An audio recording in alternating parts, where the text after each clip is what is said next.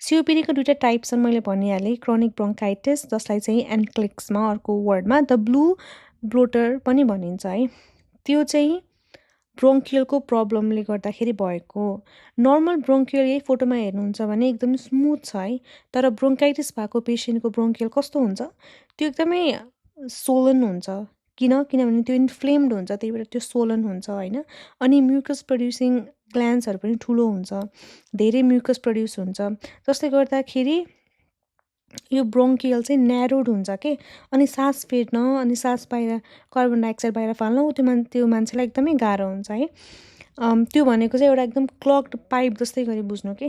पाइपमा लेउ लाग्यो भने कस्तो हुन्छ, पानी पुरै तरिकाले जान्छ त जाँदैन नि होइन, अलिक प्रब्लम हुन्छ नि जानको लागि, क्लग पाइपबाट जानलाई होइन। यो पनि सेम त्यस्तै नै हो, ब्रोङ्कियल इन्फ्लेम्ड हुन्छ, सोलन हुन्छ, म्युकस धेरै प्रड्युस हुन्छ अनि पेसेन्टलाई सास फेर्न गाह्रो हुन्छ होइन। त्यो चाहिँ के हो, क्रोनिक ब्रोङ्काइटिस हो।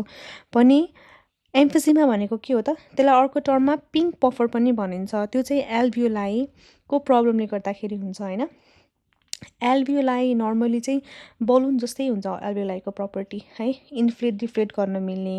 तर एम्फिजिमामा के हुन्छ भने त्यो एयर स्याक्सहरू चाहिँ डिस्ट्रोय हुन्छ क्या, अनि त्यसले गर्दाखेरि एल्भियोलाई इन्फ्लेट भएको भइ हुन्छ, डिफ्लेट नै हुँदैन। अनि त्यसले गर्दा कार्बन डाइअक्साइड पुरै तरिकाले बाहिर हामीले एक्सेल गर्नै सक्दैनौँ होइन। अनि मेन चाहिँ एम्फिजिमाको प्रब्लम नै त्यही हो। अब यो दुवै टाइप्सहरूले गर्दाखेरि चाहिँ ग्यास एक्सचेन्जमा क्राइसिस